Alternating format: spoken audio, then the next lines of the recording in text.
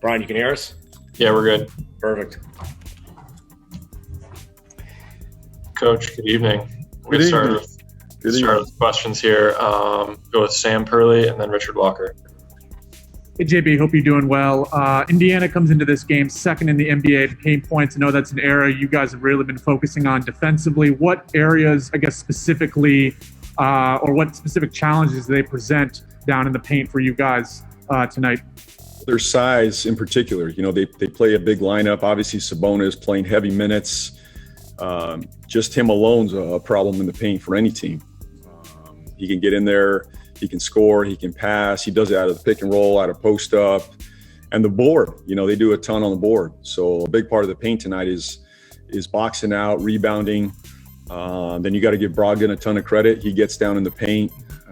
He's a problem on his drives at any time. He's capable of driving. So it's really going to challenge our defense, but this is what our defense is built on, is protecting the paint.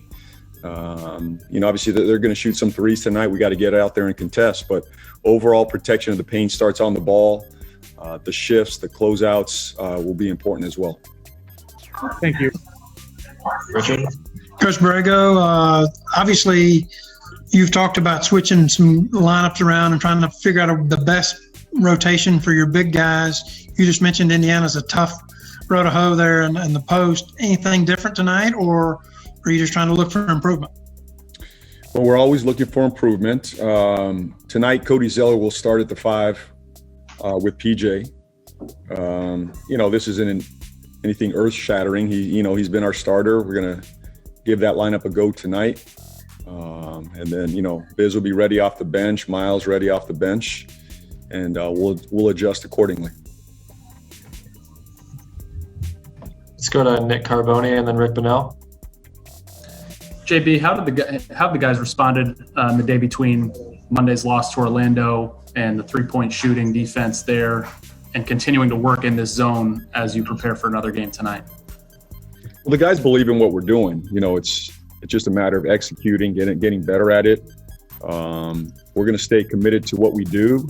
I think my first year I tried to cover everything. You know, we tried to cover every hole, and you try to cover up one hole and it springs up somewhere else. We're going to be who we are. We just got to do it better. And some nights you need a little cooperation from your opponent. There's things that we can do better, obviously. So we'll continue to use our man principles, our zone principles.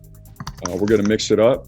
Overall, we need more effort, more commitment on the defensive end every single night. And I'm proud of our guys. Our guys believe in this. They look at the numbers. They know there's teams behind us in the defensive category that are competing for a championship. You know, we're a very young team. We're fifth youngest team right now in minutes given out. And so far, this group has bought in. So we need that effort tonight. Obviously, it's a very good team coming in here. It's going to challenge our principles, our toughness, our physicality. But our guys are up for the challenge. Rick? JB, obviously this season, sending somebody to the bubble in Orlando is different from sending off to Greensboro. How much is that going to complicate how you guys make choices between whether somebody's better off here or with a Swarm? Yeah, you know, Rick, those guys have been out of the rotation. Obviously, they haven't played a whole lot this year, so it makes sense for them to go play. If we need to bring them back, we'll bring them back. Obviously, we'd love them to be in Greensboro. It's a little bit closer. You know, they can come up quickly. This might be a little more complicated, hopefully not. But if we need them back, we will do that. But the most important thing is their development right now, getting reps. I'm thrilled for them. I've talked to each one of them. They're going to go and have a great experience with Coach Hernandez, and it's going to be all basketball for 6 weeks. Whether we bring somebody back or not, I don't know yet, but we're prepared to do that if we need to, and the league's prepared for that. So, you know, we'll adjust if we need to, though. I'm curious also, Terry this morning said that it's really on the players. If everybody wants to talk about playing more man and playing less zone, it's really on the players to demonstrate to you that that's a good idea, as opposed to putting it on the coaches to have to make that determination. How do you feel about your team, the way it functions when it plays man defense, the way that Terry was was discussing?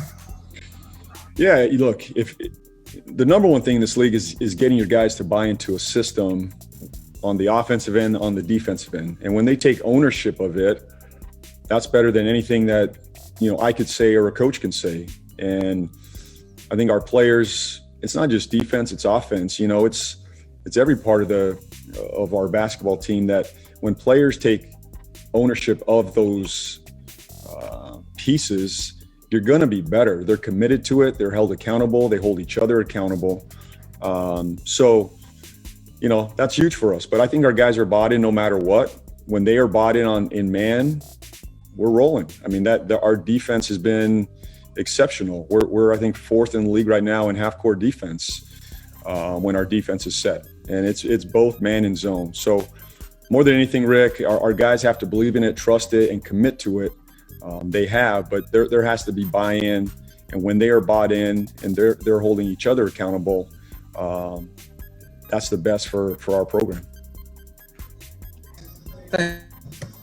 Go to Danny Thompson and wrap up with Rod Boone. Coach Danny Thompson with the 3-point conversion. You watch a lot of film, and I know on Monday night you played the second unit with Gordon. What did you see? Now you had a chance to look back on it, and will you play more of that group together? The 4 bench players, well, now Cody starting with Gordon. Yeah, Gordon's mixed in there with a number of lineups. We'll continue to look at that lineup with Gordon handling in that second unit. Absolutely. Hey, JB, you mentioned earlier starting Cody at center tonight. Tonight's game 18 for you guys. Just rotational wise, are you surprised maybe if it's taking this long to kind of figure out who plays best with who combination wise? Obviously no preseason, but it's taking a little bit longer to maybe figure out what you want to do combination wise out there as a coach. Yeah, Rod, I mean, this is unique, this situation. A couple of factors are, not having a summer league, trying to figure out LaMelo. That's a part of this. Not really having a training camp and being together like we're accustomed to. Didn't get we were thrust right into the heart of the season quickly, and we're learning on the fly. There's not going to be a set rotation for a bit. I keep saying that, and if you guys are looking for one, I'm not going to give you one, in the next couple of days. This is just going to happen over the course of the season. The bigs are, it's a challenge for me trying to figure out who to play. But that's my job to figure it out. And we're just going to continue to look at different lineups, see what fits, how this thing works together. And, I like to stay as consistent as possible. And I've tried to stay consistent with that starting lineup. And the other factor in all this, Rod, is the injury to Cody. He goes out of the lineup. He's our starting center, and Biz enters it. And it now you bring Cody back into the mix. It does complicate it, but that's okay. That's our job. We'll figure it out. It's just going to take some time, and I'll adjust accordingly. Thank you. All right. Thank you, Coach. Thanks, guys. We'll see you post game. Everybody.